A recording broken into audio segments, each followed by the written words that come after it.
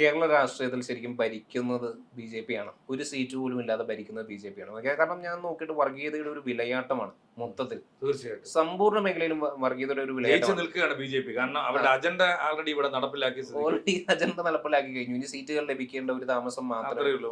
കേരള യഥാർത്ഥത്തിൽ അവരുടെ സംസ്ഥാനത്തുള്ളൂ. തെരഞ്ഞെടുപ്പ് അജണ്ട വിജയിച്ചിട്ടുണ്ട്. വിജയിച്ചിട്ടുണ്ട്. കാരണം നമ്മൾ പോലും ഇന്ന് സമസ്ത മേഖലയിലും നമ്മൾ പോലും ഇന്ന് ചർച്ച ചെയ്യുന്നത് ശബരിമല, അതോടൊപ്പം തന്നെ 140 മണ്ഡലങ്ങൾ എടുത്താൽ പോലും അവിടെ എല്ലാം ഇത് ജാതിയും മതവും നല്ല രീതിയിൽ മാത്രമാണ് അത് മാത്രം കേന്ദ്രീകരിച്ചാണ് തെരഞ്ഞെടുപ്പ് മുന്നോട്ട് പോകുന്നത്. പിന്നെ ചില മണ്ഡലങ്ങളിൽ പണത്തിന്റെ നല്ല കൊഴുപ്പ്, പ്രത്യേകിച്ച് ഇടതുപക്ഷത്തിന്റെ മിക്ക മണ്ഡലങ്ങളും നല്ല രീതിയിൽ. കാരണം എനിക്ക് ബി.ജെ.പി കഴിഞ്ഞാൽ പിന്നെ ബി.ജെ.പിയെ പോലെ തന്നെ പണം, എനിക്ക് ബി.ജെ.പി കൂടുതൽ പണം കേരളത്തിൽ ഒഴുകിക്കൊണ്ടിരിക്കുന്നത് CPM തന്നെയാണ്. ഇപ്പൊ ഏറ്റവും ഒടുവിൽ നമ്മൾ കണ്ടുവരുന്നിട്ടുള്ളത് ഫാത്തിമ തഹ്ലിയുടെ പ്രചരണവുമായി ബന്ധപ്പെട്ടുകൊണ്ടാണ്. അവിടെ ഒരു പഞ്ചായത്തിൽ അത് ഈ പറയുന്ന പോലെ പിന്നെ നമ്മുടെ ടി.പി. രാമകൃഷ്ണന്റെ അപ്പൊ അവര് ഈ പറയുന്ന പോലെ നമ്മുടെ സമുദായത്തിൽപ്പെട്ട ആളല്ലേ, നമ്മുടെ സമുദായത്തിൽപ്പെട്ട ആൾക്ക് വോട്ട് ചെയ്യണമെന്നുമായി ബന്ധപ്പെട്ടുകൊണ്ടാണ് അതിനെതിരെ പരാതി അനൗൺസ്മെന്റ് നടത്തിയത് LDF. അതൊക്കെ എന്നാണ് പറയുന്നത്. LDF പറയുന്നത് അങ്ങനെ ഒരു അനൗൺസ്മെന്റ് നടത്തിയിട്ടില്ല, അതെല്ലാം വ്യാജ പ്രചരണമാണെന്നുള്ള രീതിയിലാണ് പറയുന്നത്. ഇവര് മൈക്കിലൂടെ അനൗൺസ്മെന്റ് ചെയ്ത ആ സംഭവം അതുപോലെ എഴുതിയതിനു ശേഷമാണ് അവർ പരാതി കൊടുത്തിരിക്കുന്നത്. അതുപോലെ എഴുതിയതിനു ശേഷം തന്നെയാണ് കേട്ടതിന് ശേഷം അവരത് പകർത്തി എനിക്ക് റെക്കോർഡ് ചെയ്തിട്ടുണ്ടാവും. കാരണം അനൗൺസ്മെന്റ് ചെയ്തൊക്കെ ഇപ്പൊ മൊബൈൽ കയ്യിൽ ഇപ്പോഴെന്നുണ്ടെങ്കിൽ അവിടെ റെക്കോർഡ് ചെയ്യാറുണ്ട്. അത് റെക്കോർഡ് ചെയ്തിട്ടാണ് അവർ കേൾപ്പിച്ചിട്ടുണ്ടെന്നാണ്. പക്ഷെ അത് ആ ഒരു സാഹചര്യത്തിൽ പറഞ്ഞല്ലതാണ് ഇപ്പൊ പറയുന്നത്. ആ ഒരു സാഹചര്യത്തിൽ പറഞ്ഞല്ല, അല്ലാതെ ഇതിന് എല്ലാത്തിനും ഒരു സാഹചര്യം അങ്ങനെയൊന്നും പറഞ്ഞിട്ടേ ഇല്ല. നമ്മുടെ ഒരു സഹോദരി അവിടെ മത്സരിക്കുന്നു. ഇതുപോലെ തന്നെ ആയിരുന്നില്ലേ ഷാഫിക്കെതിരെയും വടകരയിൽ നിന്നുകൊണ്ട് നമുക്കറിയാലോ ശൈലജ ടീച്ചർ മത്സരിച്ചപ്പോൾ ഷാഫിക്കെതിരെയും ഇതുപോലൊരു പ്രചരണം തന്നെ ശൈലജ ടീച്ചർ പരാജയപ്പെട്ടതല്ലേ? 1.5 ലക്ഷം വോട്ടുകൾക്കാണ് പരാജയപ്പെട്ടത്. സ്ക്രീൻഷോട്ടിന് പിന്നിലായിരുന്നു ശരിക്കും അതിന്റെ പിന്നിൽ. ഇതൊക്കെ ചെയ്യാൻ ഇവർക്കല്ലാതെ വേറെ ആർക്കും കഴിയും. CPM-ന് അവർ ഏത് രീതിയിലും അത്തരത്തിൽ CPM-ന് പ്രാദേശിക നേതാക്കന്മാർ അല്ല വേറെ ചെയ്യാൻ. അപ്പൊ കോൺഗ്രസ്സുകാരും ചെയ്തു വിട്ടിട്ടുണ്ട്. അല്ല അവരെ ആരാണ് ചെയ്തതെന്ന് കൃത്യം നമുക്ക് പറയാൻ പറ്റത്തില്ല. ഇവർ രണ്ടുപേരിൽ ആരെങ്കിലും ഒരാൾ ചെയ്ത് ആർക്കെങ്കിലും ഒരാൾക്ക് ഉപകാരപ്പെടും എന്നുള്ള രീതിയിൽ. അപ്പോൾ ഈ കുറച്ച് വർഷങ്ങൾക്ക് മുമ്പാണ് നമ്മുടെ കോഴിക്കോട് DCC പ്രസിഡന്റ് പറഞ്ഞത് കോഴിക്കോടിന് ഒരു മുസ്ലിം MLA വേണം, കോഴിക്കോട് കോർപ്പറേഷൻ ഒരു മുസ്ലിം മേയർ വേണമെന്ന് ശ്രീ ഉമ്മൻചാണ്ടി എന്നെ വേദിയിലിരുത്തിക്കൊണ്ട് തന്നെയാണ് അദ്ദേഹം പറഞ്ഞിട്ടുണ്ടായിരുന്നത്. പിന്നെ നമ്മളിപ്പോ ഈ കൊച്ചി മേയർ തെരഞ്ഞെടുപ്പുമായി ബന്ധപ്പെട്ടുകൊണ്ട് നമ്മൾ പറഞ്ഞു ലാറ്റിൻ സഭയുടെ നോമിനിയാണ് ജയിച്ചത്. ലാറ്റിൻ സഭയ്ക്ക് പള്ളിക്കാരെ അമ്പലക്കാർക്ക് പിന്നെ പ്രത്യേകിച്ച് ആൾക്കാരും ഇല്ലല്ലോ. ഈ പള്ളിക്കാരും അതിപ്പോ ക്രിസ്ത്യൻ ആണെങ്കിലും മുസ്ലിം ആണെങ്കിലും പള്ളിയിലെ ആൾക്കാരാണ് ഈ തെരഞ്ഞെടുപ്പുമായി ബന്ധപ്പെട്ടിട്ടുള്ള കാര്യങ്ങൾക്ക് ഈ പ്രഖ്യാപനങ്ങൾ നടത്തുന്നത്. ഇടവകയിൽ ഇന്ന ആളെ ജയിപ്പിക്കണമെന്നോ അല്ലെങ്കിൽ അപ്പുറത്ത് മസ്ജിദിൽ കൂടിയേമിച്ച് നമ്മുടെ ആളെ ജയിപ്പിക്കണമെന്നൊക്കെ പറയുന്നത് ഈ ഹൈന്ദവ സംവിധാനത്തിനകത്ത് എനിക്കൊന്ന് NSS-നോ SNDP-ക്കോ മാത്രമേ അല്ലെങ്കിൽ പിന്നെ KPMS-നോ അവർക്കൊക്കെ അഭിപ്രായം പറയാൻ പറ്റൂ ഇല്ലേ? ഇപ്പൊ അവരൊന്നും പറയുന്നതൊന്നും ഇവിടുത്തെ ജനങ്ങൾ കേൾക്കത്തുമില്ല. കേൾക്കൂ? സ്വാഭാവികമായിട്ടും ഈ പറയുന്ന പോലെ NSS-ന്റെ ആസ്ഥാനത്തിരുന്നുകൊണ്ട് പറഞ്ഞു കഴിഞ്ഞാൽ ചില നായര് പറയാടെ പണി നോക്കിപ്പാൻ പറയും. അവിടെ SNDP-യുടെ കാര്യം പറയാൻ വെള്ളാപ്പള്ളി മാത്രമേ ആലോചിച്ചാൽ ഞങ്ങളുടെ ആലോചിച്ചിട്ടാണ് അത് വെള്ളാപ്പള്ളിയുടെ തീരുമാനം. അദ്ദേഹം പറയുന്ന പോലെ വിജയിച്ചിരുന്നുണ്ടെങ്കിൽ വെള്ളാപ്പള്ളി പറയുന്ന പോലെ കാര്യങ്ങൾ നടക്കണമെന്നുണ്ടായിരുന്നുണ്ടെങ്കിൽ അത് ഈ പറയുന്ന പോലെ അദ്ദേഹം PM സുധീരൻ ഒരുപാട് വട്ടം Alappuzha MLA ആയിരുന്നല്ലേ? PM Sudheeran ജയിക്കുമായിരുന്നു. PM സുധീരനെ പരാജയപ്പെടുത്താൻ വെള്ളാപ്പള്ളി നോക്കിയിട്ടുള്ളതല്ലേ? ഒരുപാട് തവണ നോക്കിയിട്ടുള്ളതല്ലേ? എന്നിട്ട് എന്ത് പറ്റി? ഒരു വട്ടം മാത്രമാണ്, അതും പാർലമെന്റ് ഒരു വട്ടം മാത്രമാണ് പരാജയപ്പെട്ടിട്ടുള്ളത്. അതും ഈ അപകടം നിർത്തിക്കൊണ്ട് മാത്രമാണ് പരാജയപ്പെട്ടിട്ടുള്ളത്. പിന്നെ ഈ വട്ടിയൂർക്കാവ് തെരഞ്ഞെടുപ്പുമായി ബന്ധപ്പെട്ടുകൊണ്ട് സുകുമാരൻ നായർ വിജയിപ്പിക്കാൻ നോക്കിയതായിരുന്നു, കോൺഗ്രസിന്റെ സ്ഥാനാർത്ഥിയായിരുന്നില്ല.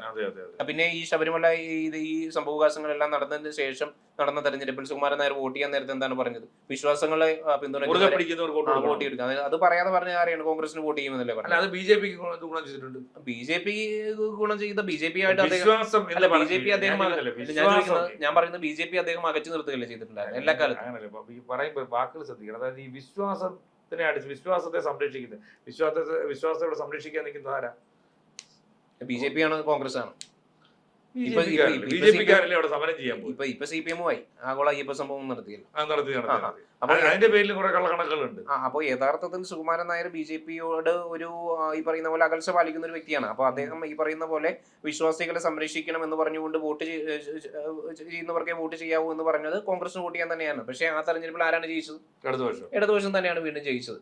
വട്ടിയൂർക്കാവിൽ അദ്ദേഹം ഉപതെരഞ്ഞെടുപ്പിൽ കോൺഗ്രസിന്റെ സ്ഥാനാർത്ഥിയാണ് പിന്തുണയ്ക്കാൻ ശ്രമിച്ചത്. കാര്യം അപ്പൊ ഇടതുപക്ഷ ഈ ഹൈന്ദവ സംഘടനയുടെ നേതാക്കന്മാര് വിളിച്ചു പറഞ്ഞാലൊന്നും ജനങ്ങൾ കേൾക്കത്തില്ല. പക്ഷെ പള്ളിക്കാരും പട്ടക്കാരും പറഞ്ഞാൽ കേൾക്കുവോ? കേട്ടേ പറ്റും. കേൾക്കുവോ? അങ്ങനെ പിന്നെ എടുത്ത് ദമ്മാടി കൂടി കൊണ്ടിടാൻ പറയും അടക്കാൻ നേരത്ത്. അങ്ങനെ ചില കാര്യങ്ങൾ അവിടെ നടക്കും.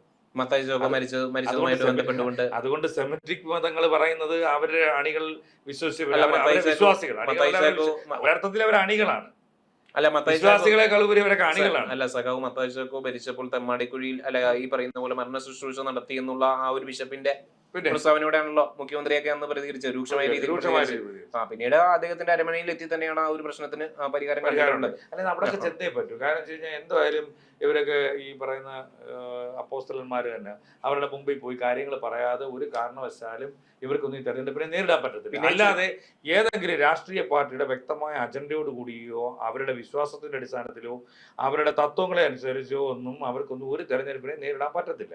അങ്ങനെ നേരിടാൻ പറ്റുന്ന ഒരേ ഒരു പാർട്ടിയുടെ BJP മാത്രമേ ഉള്ളൂ. കാരണം BJPക്ക് ഉള്ള അജണ്ട ഇതാണ്.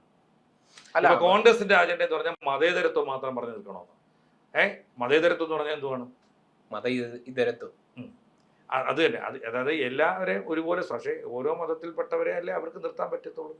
എതിർ സ്ഥാനാർത്ഥികളെ പ്രഖ്യാപിക്കുമ്പോഴേ അവർക്ക് അങ്ങനെ ജമാഅത്തെ ഇസ്ലാമിയുടെ വോട്ട് വേണ്ട എന്ന് പറയുന്നില്ല. ജമാഅത്തെ ഇസ്ലാമിക്ക് മതരാഷ്ട്രവാദം മാറി എന്ന് മാറ്റിയിട്ടില്ല എന്ന് പറയുന്നു. അവരവരുടെ ഭാഗത്തിൽ നിന്ന് മാറാൻ പറ്റും. ഞാൻ പറയുന്നു അവരുടെ ആർജവമുള്ള നിലപാട് തന്നെയാണ്. ആർജവമുള്ള നിലപാട് അവർ മുന്നോട്ട് വെച്ചു, ജമാഅത്തെ ഇസ്ലാമി മുന്നോട്ട് വെച്ചു. അല്ലാതെ അവരില്ലാത്ത മതേതരത്വം പറഞ്ഞില്ലല്ലോ, അല്ലെങ്കിൽ ഞങ്ങൾ ജനാധിപത്യത്തിൽ വിശ്വസിക്കുന്നു എന്ന് പറഞ്ഞില്ലല്ലോ. എവിടെയാലും ഇപ്പൊ പിന്നെ നമ്മുടെ ഗുരുവായൂർ തന്നെ അറിയാം, ഗുരുവായൂർ അവിടുത്തെ മുഗൾ ചക്രവർത്തിയെ മാറ്റിയിട്ട് അവിടെ ഗോപാലകൃഷ്ണ ചക്രവർത്തിയെ നിർത്തണമെന്ന് പറഞ്ഞു. ഗോപാലകൃഷ്ണ ചക്രവർത്തിയാണ് ഇപ്പോൾ മത്സരിക്കുന്നത്. ഹിന്ദു MLA തെരഞ്ഞെടുക്കുന്നതാണ് ഗോപാലകൃഷ്ണൻ പറയുന്നത്. ഹിന്ദു MLA തെരഞ്ഞെടുക്കുന്നതാണ്. അത്രയൊക്കെ കോൺഫിഡൻസോട് കൂടി പറയണമെന്നുണ്ടെങ്കിൽ കേരളം കൃത്യമായിട്ടും ഈ പറയുന്ന വർഗീയ ശക്തികളുടെ കയ്യിലാണെന്നും ഒന്നും വേണ്ട ആവശ്യമില്ല. ഈ കഴിഞ്ഞ വേളയിലാണല്ലോ നമ്മുടെ മുഖ്യമന്ത്രി മലപ്പുറം ജില്ലയെ കുറിച്ച് നടത്തിയിട്ടുള്ള സ്റ്റേറ്റ്മെന്റ് എന്തായിരുന്നു? കഴിഞ്ഞ ഒരു പ്രസ് കോൺഫറൻസിന്റെ ഭാഗത്ത് അദ്ദേഹം ഒരു PR കമ്പനിയുടെ ഭാഗത്ത് തലക്കെട്ട് ഒഴിയാണ് ചെയ്തിട്ടുണ്ടായിരുന്നത്. പിന്നീട് പക്ഷെ അദ്ദേഹം ആ PR കമ്പനിക്കെതിരെ കേസെടുക്കാനൊന്നും മുതിർന്നില്ലല്ലോ. നിമിഷത്തേക്കുള്ള കാര്യങ്ങൾ മാത്രമാണ്, ആ നിമിഷത്തേക്കുള്ള ഒരു കാര്യങ്ങൾ മാത്രമാണ്. നമ്മുടെ മുഖ്യമന്ത്രി വരെ നടത്തിയിട്ടുള്ള ഒരു സ്റ്റേറ്റ്മെന്റ് ആണ് അത്. ഹിന്ദു പേപ്പറിൽ അത് ഈ പറയുന്ന പോലെ അഡ്വർടൈസ്മെന്റ് നൽകിയല്ലോ. 2010 നമ്മുടെ V സച്ചിദാനന്ദൻ പറഞ്ഞ എന്താണ്? അപ്പൊ ഒരു പ്രത്യേക സംഘടന ഉപയോഗിച്ചുകൊണ്ടാണെന്നെങ്കിലും പലരും പറയും. പക്ഷെ എന്നിരുന്നാലും അദ്ദേഹം പറഞ്ഞത് എന്താണ്? അപ്പൊ അദ്ദേഹത്തിനൊക്കെ ഇങ്ങനെ വെറുതെ പറഞ്ഞാണോ? അദ്ദേഹത്തിനൊക്കെ കൃത്യമായിട്ടുള്ള റിപ്പോർട്ട് കിട്ടിയും ഉമ്മൻചാണ്ടി ഇവരുടെയൊക്കെ ഈ മുസ്ലിം ലീഗ് നേതാക്കന്മാരുടെ ഒക്കെ ഫോൺ ചോർത്തിയതുമായി ബന്ധപ്പെട്ട ഒരു വിഷയമുണ്ട്. അതുകൊണ്ട് ആ ഒരു അത് ചോർത്തി നൽകിയിട്ടുള്ള പോലീസ് ഉദ്യോഗസ്ഥൻ, എനിക്ക് തോന്നുന്നു ബിജു സലീം എന്നാണ് അദ്ദേഹത്തിന്റെ പേര്, ആ ഉദ്യോഗസ്ഥൻ പിന്നീട് നമ്മുടെ ഈ പറയുന്ന നമ്മുടെ ഡിപ്പാർട്ട്മെന്റിൽ നിന്നുകൊണ്ട് ഡിസ്മിസ് ചെയ്യപ്പെട്ടിട്ടുണ്ട്. അന്ന് ഉമ്മൻചാണ്ടി ചോർത്താൻ ഏൽപ്പിച്ചിരുന്ന വ്യക്തികളെല്ലാം തന്നെ മുസ്ലിം ലീഗിന്റെയും അതോടൊപ്പം തന്നെ മറ്റു ആ സമൂഹത്തിൽപ്പെട്ടിട്ടുള്ള വ്യക്തികളുടെയും അതും നമ്മൾ മനസ്സിലാക്കേണ്ടതുണ്ട്. അതായത് ഇന്നിപ്പോ ഒന്നുകിൽ അവർക്ക് വരുന്ന ഫണ്ടുകളെ സംബന്ധിച്ചിട്ടുള്ള കാര്യങ്ങളോ അല്ലെങ്കിൽ അവർക്ക് വരുന്ന നിർദ്ദേശങ്ങളെ സംബന്ധിച്ചിട്ടോ എന്തെങ്കിലും കാരണം അന്ന് ആ സമയത്തൊക്കെ എന്ന് പറഞ്ഞാൽ കേന്ദ്രം ഭരിക്കുന്നത് കോൺഗ്രസ് സർക്കാർ. അന്ന് ആഭ്യന്തര സഹമന്ത്രി എന്ന് പറയുന്നത് മുല്ലപ്പള്ളി രാമചന്ദ്രനാണ്. അപ്പൊ കേരളത്തിൽ നടക്കുന്ന ഓരോ വിഷയവും TP വധക്കേസ് അടക്കം അതിന്റെ ഇന്റലിജൻസ് റിപ്പോർട്ടുകൾ കൃത്യമായിട്ട് പറഞ്ഞു. TPയെ തട്ടിയിരിക്കും, ആ തട്ടുന്നെങ്കിൽ അത് ഇന്ന ആളുടെ നേതൃത്വത്തിലായിരിക്കും എന്ന് വരെയുള്ള റിപ്പോർട്ട്. ശേഷവും ഈ TPയുടെ വധത്തിന് ശേഷവും ഏത് സ്റ്റിക്കർ ഉള്ള കാറാണ് അവർ പ്രയോഗിച്ചത്? TP വധത്തിന് ശേഷവും ഏത് സ്റ്റിക്കർ ഉള്ള കാറാണ് അവർ പ്രയോഗിച്ചത്?